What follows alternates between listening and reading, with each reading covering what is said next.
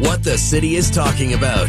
This is Montreal Now on News Talk Radio, CJAD 800.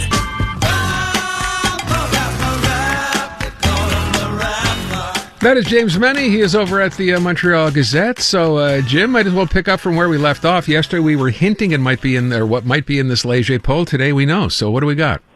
Well, what do we got? We got to be careful with this. It's an online poll, which cannot be assigned a margin of error. But if it did have a margin of error, my friend, they would be 3-point-something%.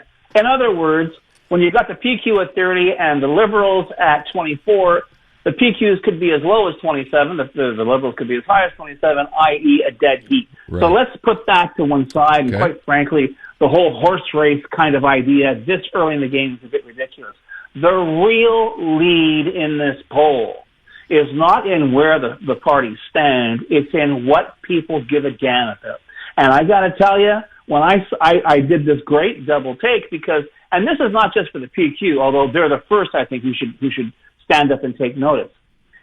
Among the following issues, which will influence mostly your vote, okay? Number one, health and social services, 48%. Cost of living and buying power, 42%. And then, buddy, it just drops off. 28% for affordable housing, 23% for employment in the economy, okay? 18% for education. But wait for it, it's coming down the pike. Oh, my goodness. 12% for the language, culture, and identity of Québécois, and indeed, 8% for holding a referendum on the sovereignty of Quebec. In other words, what the PQ has very politely and very, and even today in the National Post, very calmly pointed out to be the position, nobody cares, okay? And this is for real stuff. It doesn't matter what language you speak. Okay, if you've got family in hospital that's waiting too long for their treatment, if you've been stuck in an ER for hours, it doesn't matter how you feel about sovereignty, and you realize the people that you're paying to do this job aren't doing the job. So here's the real challenge, first for the PQ. Get out from under the albatross that you have wrapped around your necks with the sovereignty referendum promise, okay? And also, I don't know if we should ship them all like an espresso maker or something. Quebec Liberals and Quebec Conservatives should realize this is who they are fighting. This is the issue. This will be the number one issue. Not this idea that we're like milliard, we're regionalists and autonomists and federalists and whatever it is. The fact is, these are the guys to beat, and this is how you beat them. And you do it every day. You turn around and say, this is what people care about. Why are you talking about you wrote 550 pages on the independence of Quebec and squat on how you're going to deal with any of the issues that are in this poll. But right now, the PQ's position on healthcare is, well, we should have, better access in the regions. We really want to rethink Santé Quebec. And we think Quebecers should adopt healthier lifestyles. There's no mention, though, of the fact that the $30 billion a year Ottawa is shipping to Quebec for healthcare, as far as I know it's going to healthcare. When that disappears, when the PQ separates from Canada, what happens to healthcare then? Or am I supposed to sit back like on every other question they have and say, no, don't worry about it. No, it's going to be fine. We'll have the same currency. Nothing's going to change except, I'll be the president of the Republic and we'll have a separate Quebec. This is nonsense. This is the same kind of surreal garbage that has led every other PQ leader into a brick wall over the past 15 years. And I am amazed to see in this day and age of instant reaction, of real-time politicking, not a single word, at least from the Liberals or the Conservatives, about the findings of this poll today. So you mentioned it's an online poll. Maybe that's one of the reasons, perhaps, because we can't put that much credibility in it with respect to margin of error, as you said off the top, Jim. But, this whole idea, and I don't know if you heard any of the calls talking about the PSPP open letter in the National Post. Yeah. But there's one part in this letter where PSPP says, Anglophone Quebecers have told me they would vote for the PQ for the first time in their lives simply because, listen to this, they agree with our stances on a vast majority of issues. That reminds me of Donald Trump saying, many people are saying. You know what I'm saying? Yeah. I mean, I don't know. Have you ever met an Anglo? Ever? I've been in this job for 40 years. I've met all kinds of people. I've met all kinds of Anglos with all kinds of people. I have yet to meet a single Anglo, apart from, back in the day, you had some who actually ran and won as MNAs. But in this day and age, not one. Yeah. And maybe they'll come up and show up at a rally or something. But the fact is, when I saw that thing in the Post today, I'm getting the impression. You know what? Time is money. Time is an essential resource in an election campaign. If Paul St. Pierre Plamondon is posting letters in an Anglo national newspaper, okay, don't you have better things to do with your time? And what would prompt you to do that? Well, that's just it. What are your internal polls saying? Because honestly, when I see that gap, and believe me, folks, I'm not a cheerleader for the Liberals. I think they could be doing a 10,000% better job. But the fact of the matter is this perception of the PQ as, a government in waiting, no, I don't think so. And I think anybody, I don't care what party you support, but anybody should be taking this to the party they support and saying, you better get on this because this is what people care about. We made this mistake Quebec made the mistake 8 years ago when they voted for the CAQ and they said, it's going to be the third way and this and that, everything will be great. Yeah. And the minute they got power, immigration, identity. And I remember Leger did the same kind of a poll. And they looked at immigration identity. They were way down on the list. It was all about the economy, all about healthcare. It still is because the bloody problem hasn't been touched. So, this idea, I don't know how much elbow room the PECs are going to get from Francophone media to keep, blathering on about sovereignty and identity. And maybe, if I was their opponent, I'd say, hey, don't stop. Keep it up. Keep up the good work. And I'd be nailing them every day. But you know what? I got a sneaking suspicion, Aaron, that apart from you, me, and our listeners, this whole poll is just going to disappear in 24 hours. Yeah, I think you're probably right. I think we're waiting for something, a bit more in depth, if you can say it that way, Jim. But yeah, I think that's the case. I think maybe, this idea when I brought up the stances is, like you said about healthcare, what stance? What position do we know that they have taken where we can look at and go, hey, that's a good idea? There are none.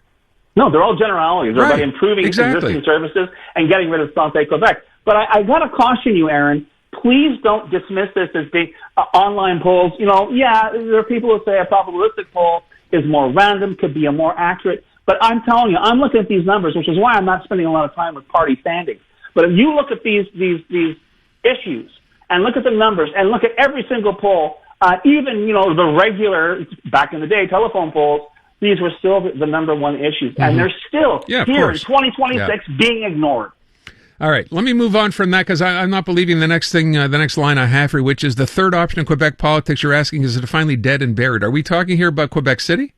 No, we're talking about the CAQ. We're talking about this idea that, no, we have to go away. We have to swim away, and we're going to have it'll be a great, shiny tomorrow that Quebec is not going to be handcuffed with this paradigm between separatism and federalism. Guess what, folks? Okay.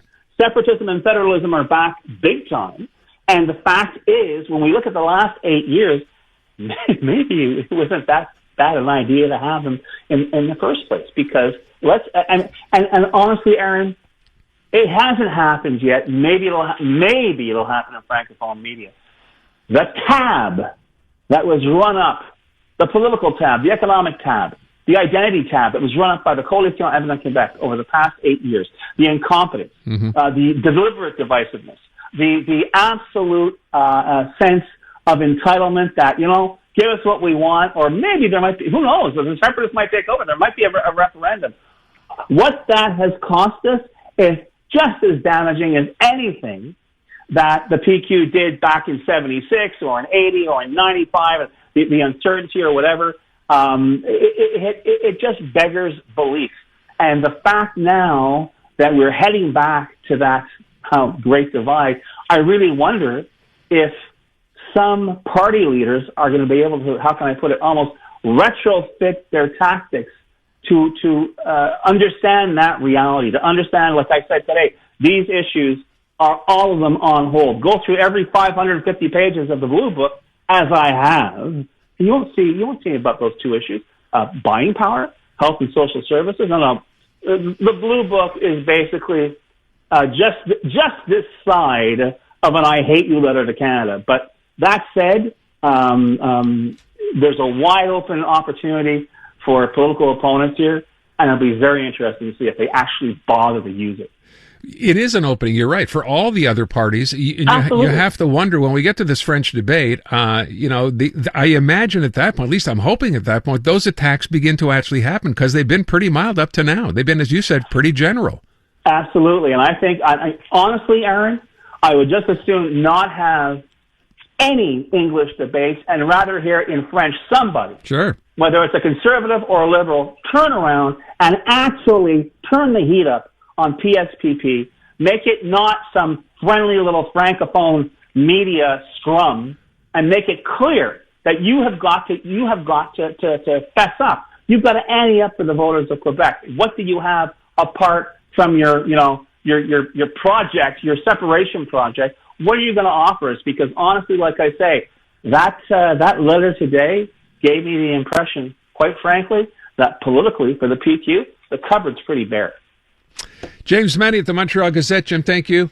Let's go to traffic. CJAD. Hey, I'm Ruby Carr, the host of the podcast Encore. Check out our brand new episodes featuring music from the show that everyone is reheating as we speak, Heated Rivalry. Join me as I go behind the songs that brought Shane and Elia together. I'll tell you the stories of Feist, My Moon, My Man, Wolf Parade's I'll Believe in Anything, and Tattoo's All the Things She Said, and how they all became a part of this global phenomenon. Stream Encore on iHeartRadio, Crave, or wherever you get your podcasts.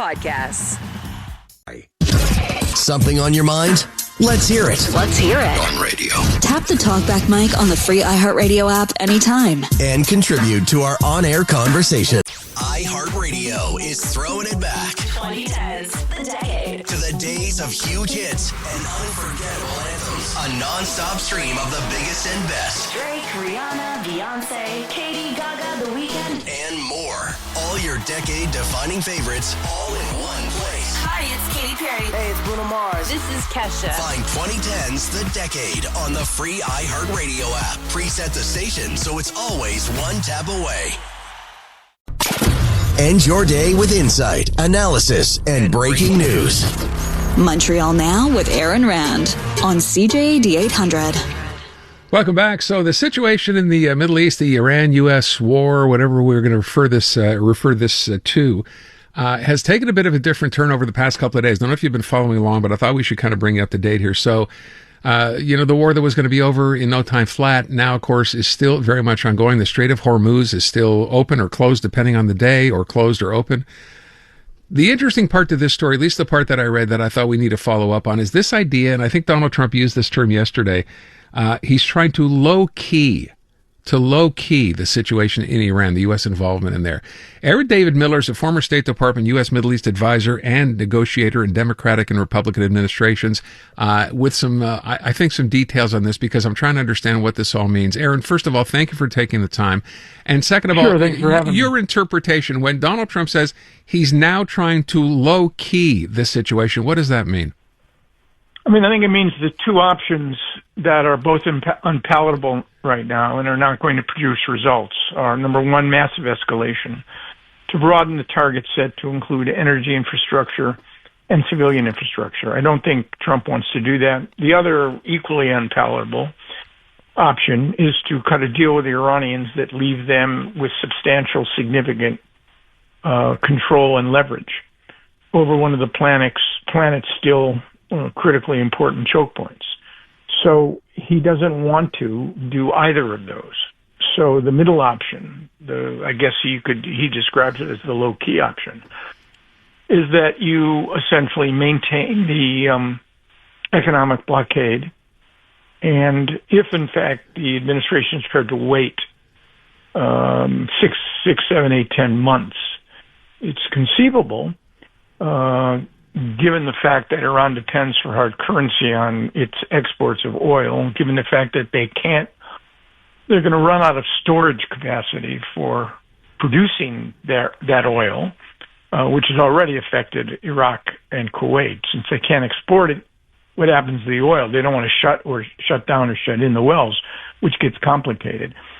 And I guess the objective would be to break the Iran economy, to test the proposition that growing economic pressure would somehow change Iranians' core demands and calculations. Frankly, I don't think that's a viable strategy. So the long and short of it is there is no end to the particular conflict that the U.S. finds itself in, and which has embroiled the international community and the global oil economy as well.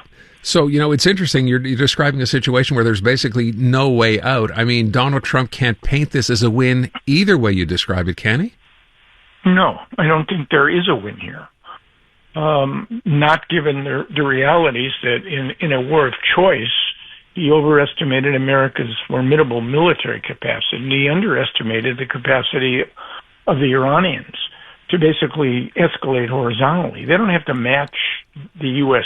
military or the Israeli military when the Israelis were involved. All they have to do is identify horizontally the points of greatest weakness and vulnerability, and they have the Gulf states and the Straits.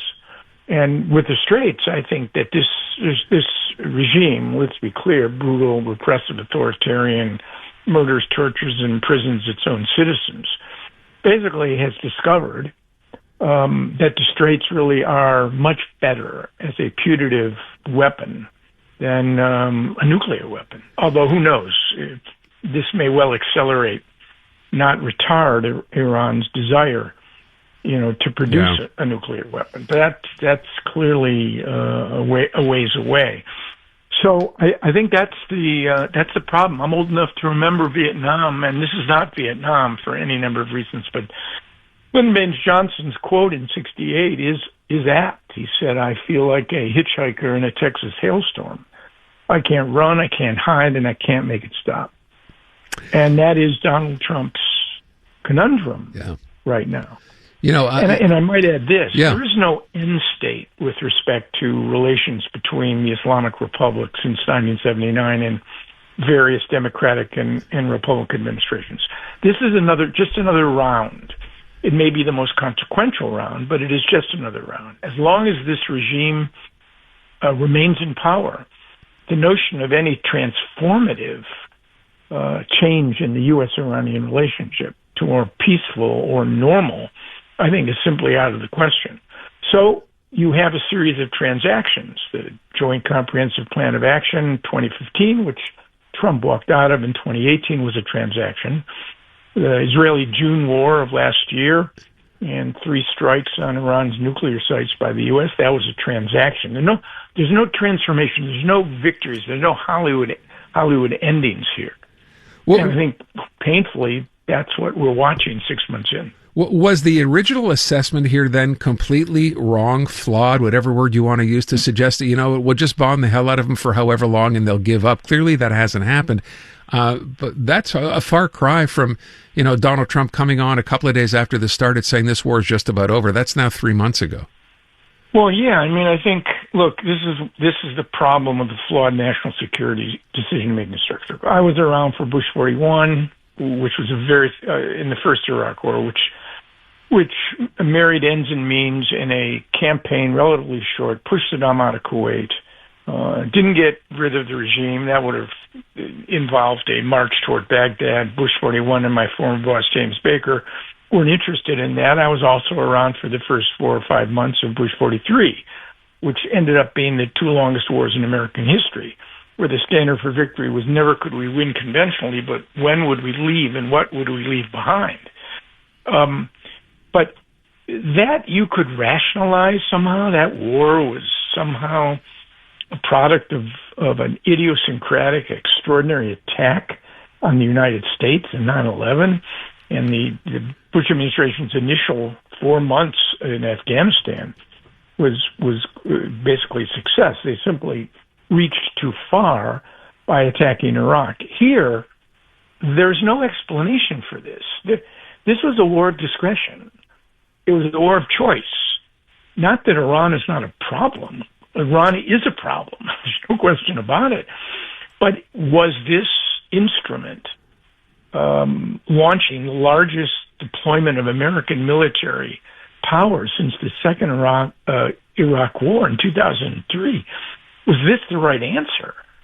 And, I got to say, a normal human looking at this would got to say 6 months in, the answer would be no, it wasn't.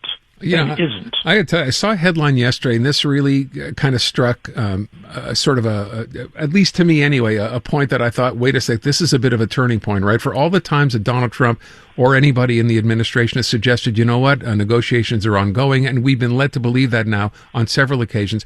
Yesterday, Iran actually basically came out with its own list of what it wanted to see. And someone's suggesting now, based on that, Iran, as they described it, has all the cards. What's your reaction to that?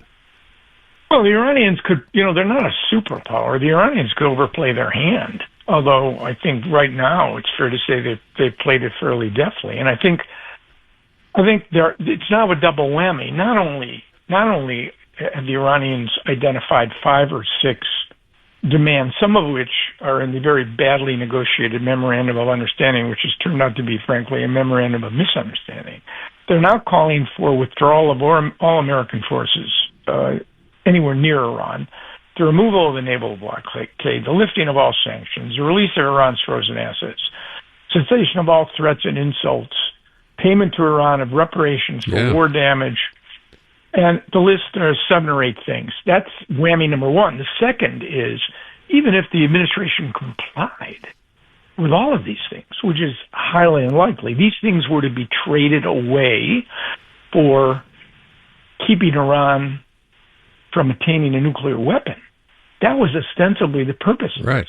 But even if the administration fulfilled these demands, then you have a second set of demands which will flow from the only negotiations, frankly, that are now taking place and may have concluded between Iran and Oman, which will, I'm sure, constrain and make unfree and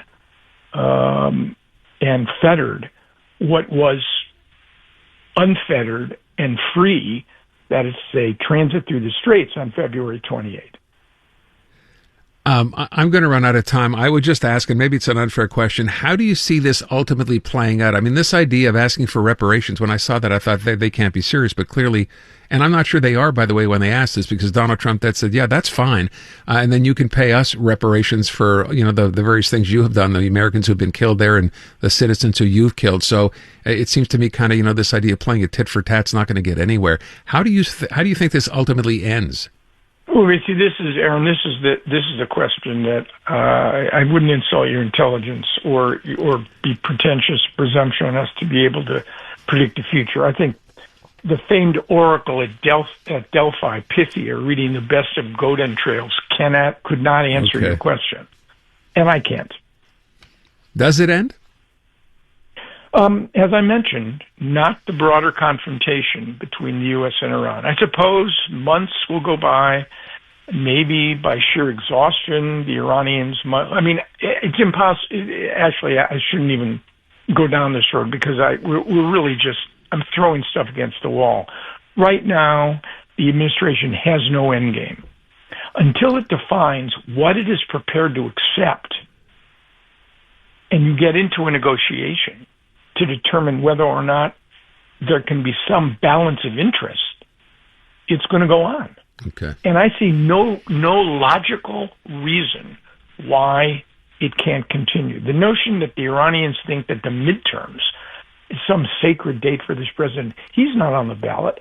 And before the war ever started, the Republicans were likely to lose the House. He'll blame bad candidates. He'll blame the party for losses in the midterms. I don't think that's the problem now. The problem now is that his legacy is going to be completely undermined by this. He will be the president that essentially handed the Straits of Hormuz to Tehran, to the regime that he wanted to ultimately replace.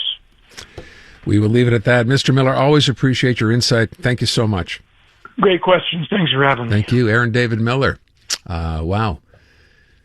Be presumptuous to ask a question like that. Do you see this ending? But he's just honestly given us an answer that I think most of us probably, I wonder, we're months into something that was going to take a day, a 2, 3, a week to, I don't know, how long does this go on for? By the way, that last part he brought up about the U.S. midterms, right, with Republicans winning the Senate, whatever, that's something the Iranians apparently, this was in the news the other day, said, well, they're waiting for that to see how that turns out. But he's right. Donald Trump's not running.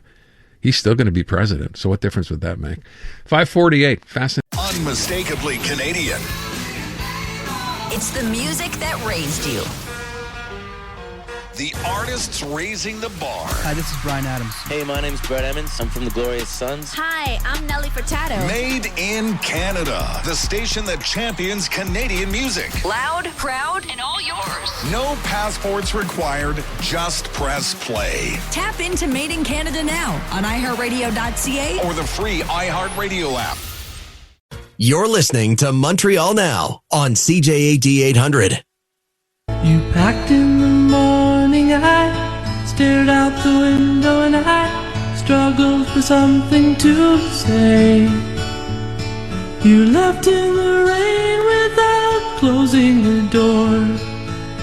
I didn't stand in your way. Now I miss you more than I missed you before, and now where I'll find comfort, God knows. 'Cause you left me just when I needed you most. Randy Van Warmer, one of the all-time great trivia questions, I think, too. Great song.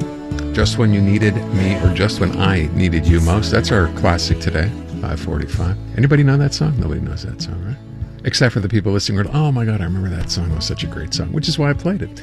All right, let's get to some of the news you may have missed today, starting with this. I want to start with what I found on the internet because I don't want to run out of time to play it. So every day I try to find something that I think is either kind of interesting or different or whatever. I don't know who this guy is. I just discovered him the other day, and he's done a couple of things, so there may be more to come. This one is basically, I'll just frame this as a boomer, proud to have grown up when we did, to have lived in that time as kids. You'll understand why. Here you go.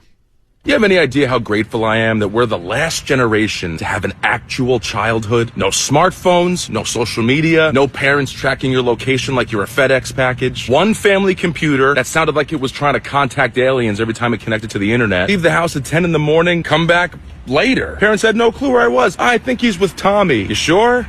Not exactly. He'll figure it out. Remember they used to have commercials reminding people that they had kids? It's whatever o'clock. Do you know where your children are? And parents were like, you know, now that you ask, where is Brian? What did we do all day? We'd find a ball. We'd find a stick. We'd find an abandoned shopping cart. That was the best when you'd find one of those. That's 10 hours of entertainment right there. Kids now, they need a fully charged iPad, noise-canceling headphones, Wi-Fi, a gaming chair, and they're all sad. I mean, we had an imagination. Remember when you'd find like a pile of dirt that like the town made because they're doing something? And you're like, this is our military base. This is our base now. And you'd see a group of other kids and like they'd see that you have a pile of dirt. Be all like, oh yeah, okay. And they'd find something else to make their military base. And that was the day. Develop like a little turf war out of nowhere. Man, sometimes we'd just like walk into the woods. No objective. Let's just see what's in there. Maybe there's a witch in there or something. And you'd find nothing. Maybe you'd find a frog. That was great when you'd find a frog. And you'd all be like passing it around, following it around. And nobody had a camera phone or anything. You could just be an absolute idiot. No consequences. You could jump off a shed holding an umbrella just to check if Mary Poppins is real. You'd fall, you'd break something, you'd limp for a while. There was nobody leaving comments, bro thought he was an Avenger. Like, none of that stuff. You just walked it off, you know? We drank out of hoses, rode bikes without helmets. We would build ramps, and the first guy to go off, the landing wasn't even a thought. It was just, will we be airborne? And that's what I think I missed the most. Childhood wasn't optimized. Nobody was trying to make memories or trying to have fun. We just did. Being like the last group of people whose childhood exists only in our memories and not on the internet, I wouldn't trade that for anything. I love that guy. And it's, if you grew up then, you know everything he said, 100% bang on. I love that part by bikes, helmets. Helmets. No, we were not wearing helmets back then. Everything he said, I can remember. That's all true. So that's for all the boomers out there. And by the way, that part about, remember the ads? If you don't remember, you'd be watching TV and this would come on. It's 10 p.m. Do you know where your children are? Yeah, that's real. That actually was on TV. I know, it's 10 p.m. That stuff aired all the time. And I love his line, which is most parents going, yeah, not really. I think he might be with Tommy. But we managed to survive, right? And we're all here. And I think that's kind of cool. Speaking of boomers, just turns out that way today. There is a yacht rock cruise. You know what yacht rock is? Referring to music like, from the 70s into the 80s, like, I don't know, what would you classify as yacht rock? REO Speedwagon, Kenny Rogers, that kind of stuff. It all fits into whatever. They have put together a cruise, so if you like that kind of stuff, check this out. It leaves from Vancouver, BC, goes to L.A. It's happening in September, 6 days, September 12th to 18th. The lineup for the Yacht Rock Cruise, you ready? Kenny Loggins, Boz Scaggs, the Little River Band, and the Yacht Rock Review. I don't know what that is, but it includes Ray Parker Jr., this guy did Ghostbusters, Walter Egan, and my favorite, Seals and Crofts 2. Now, Seals and Crofts 2 because Seals and Crofts are both dead. So this Seals and Crofts 2 is Brady Seals, who was the cousin of Jim Seals, who was an original member of Seals and Crofts, and Luba Crofts, who was the daughter of Dash Crofts, who was the other guy, of course, in the original duo, Seals and Crofts. This is the entertainment. It says concerts day and night aboard this cruise.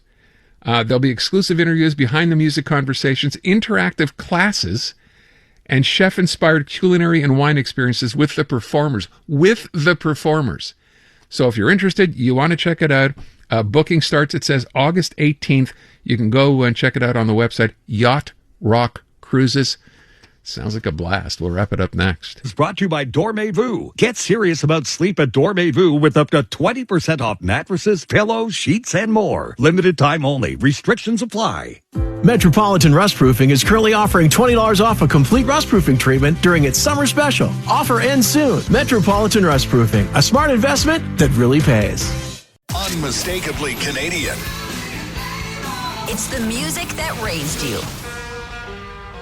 The artists raising the bar. Hi, this is Brian Adams. Hey, my name's Brett Emmons. I'm from the Glorious Sons. Hi, I'm Nellie Furtado. Made in Canada. The station that champions Canadian music. Loud, proud, and all yours. No passports required. Just press play. Tap into Made in Canada now on iHeartRadio.ca or the free iHeartRadio app. You're listening to the voice of Montreal.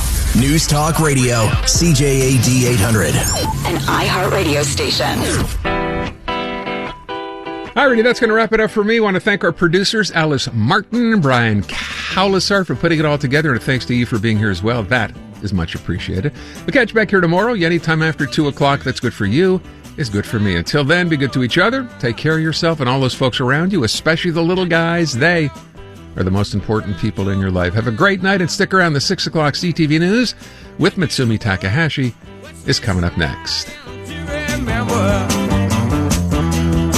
Although I'll not breathe us in your very ever and every. The newest tracks. Let's go. New music. And the next big thing. Always on the new music first. Your first place to hear it all. Cause you gon' like it, love it, wanna play it twice. Playing now. iHeart New Music. Your digital station for brand new drops, fresh finds, and tomorrow's bangers. I think we need something new. Discover iHeart New Music. Always fresh, always first. Stream now on the free iHeartRadio app.